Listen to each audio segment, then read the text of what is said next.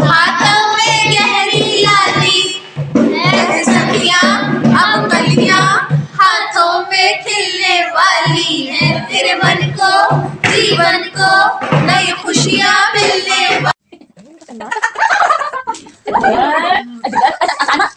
अभी चाची मामी भाभी करवाई जाएंगी और कोई कहेगा दुल्हन अरे सुनती है यार। हाँ नहीं तो क्या हुआ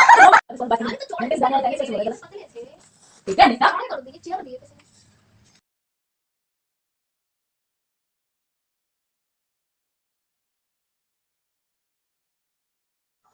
तुम खाना तुम खाइए जब भी फूले की बोल टूटी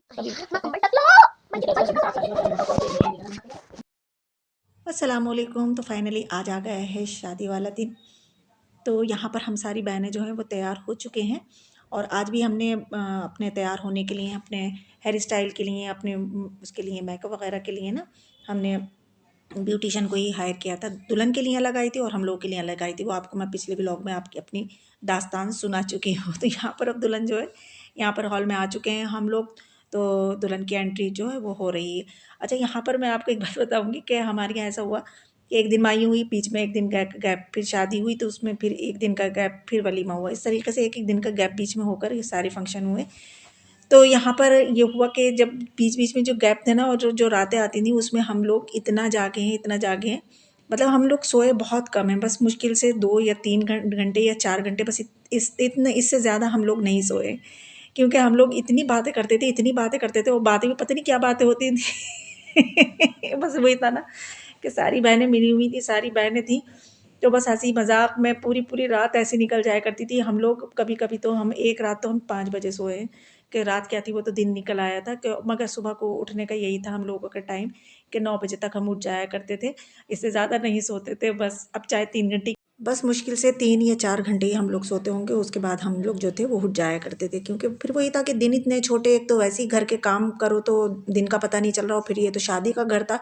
शादी के घर में तो वो काम भी बहुत ज़्यादा होते हैं और काम ज़्यादा होते हैं और हंसी मजाक ज़्यादा होते हैं हर बात पे एक बात निकल आया करती थी। खैर, हंसी मजाक अपनी जगह था, लेकिन काम जो थे वो भी सारे हम लोग काम से टाइम से ही कर रहे थे, क्योंकि हम लोगों को पता था कि हम लोगों को टाइम से हॉल भी पहुंचना है।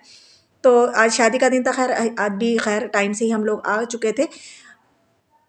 तो यहाँ पर ये जो मैं आपको दिखा रही हूँ ये है निकाह। यहाँ पर निकाह होगा। अब दूल्हा जो आएंगे तो यहाँ पर बैठकर निकाह पढ़ाया जाएगा दूल्हा को। तो यहाँ पर ये निकाह का इंतज़ाम जो था वो हो रहा था। तो यहाँ पर मैं क्या बात कर रही थी कि हाँ, हम लोग सारे काम जो थे वो निपटा रहे थे जल्दी जल्दी, और फिर ये था कि हम लोग जो है पहले पहुँच जाएँ हॉल में।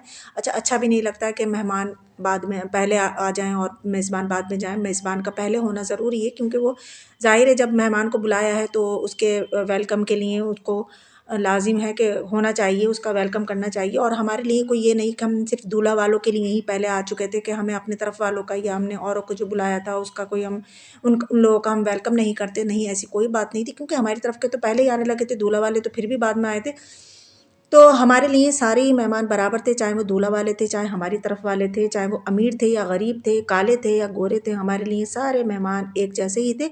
और बाद में हमने यही सबके मुंह से सुना है कि माशाल्लाह माशाल्लाह अल्हम्दुलिल्लाह के सारी बहनों ने और भाई ने सब सारे मेहमानों को अच्छे से उनकी आवत आवाज़ें, उनका वेलकम, उनका खाने पीने का ध्यान, हर चीज़ का बहुत अच्छे से किया है।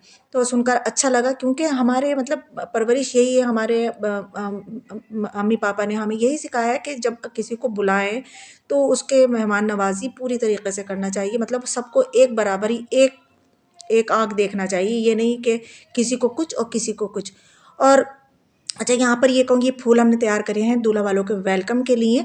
तो अब दूल्हा वाले आ चुके हैं तो हम जा रहे हैं उनके वेलकम के लिए। तो हम लोग सारी सिस्टर जो हैं जाकर गेट पर हम उनको मतलब उनके वेलकम के लिए हम लोग खड़े हो गए थे, दोनों तरफ फूल लेकर सारी बहनें।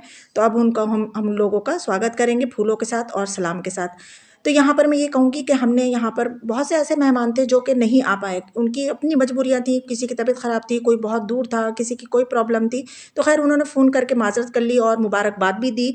लेकिन कुछ लोग ऐसे थे कि वो लोग मतलब उनकी कोई परेशानी नहीं थी, लेकिन वो नहीं आए। ख़ैर हम उनसे कोई शिकायत नहीं कर रहे हैं, हमें कोई शिकायत नहीं है, लेकिन उन लोगों की मेंटालिटी का पता चलता है कि सामने वाले का ये पता चलता है कि कौन हमसे खुश था, कौन हमारी खुशी से खुश था और कौन हमारी खुशी से नाखुश था। उनकी जलन, हसद सब पता चल जाती कि कौन हमसे जल रहा था। यहाँ पर निकाह हो रहा है, आप लोग ये देख रहे हैं, ये निकाह हो रहा था। तो अल्हम्दुलिल्लाह निकाह हो चुका है। तो मैं यहाँ पर कह रही थी कि हाँ, उन लोगों की मेंटालिटी का पता चल जाता है कि खैर कोई बात नहीं। वो कहते नहीं है, आएँगे तो वेलकम, नहीं आएँगे तो भीड़ कम, वही मसला है। किसी के तो अल्लाह का लाख लाख शुक्र है, हमारे भी सारे काम बखूबी निमट गए। अल्लाह का जितना शुक्र अदा करें उतना कम है। तो यहाँ पर अब हम दुल्हन को ऊपर स्टेज पर ले गए, तो दूल्हा की सबसे पहले हमने मुँह दिखाई करवाई। मुँह दिखाई करवाने के बाद ही हमने फ़ोटोशूट या वीडियो वगैरह वो बनवाई थी। उसके बाद हम दूल्हा दुल्हन को लेकर इधर आ गए थे खाने की जगह पर। मैंने आपको बताया नहीं, मैं अपनी बातों में लगी हुई थी। वो अलग से जो आपने देखा था टेबल जो लगी हुई थी, वहाँ पर हमने दूल्हा दुल्हन को खाना खिलाया। उसके बाद हुई जूती चुराई और अब हो रही है रुखसती। तो ये इमोशनल था, सीन था। यहाँ पर एक सॉन्ग भी था, लेकिन मैंने उसको कट कर दिया क्योंकि कॉपीराइट आ जाता। तो दुल्हन की हो चुकी है रुखसती, तो मैं भी चलती हूँ। अल्लाह हाफ़िज़।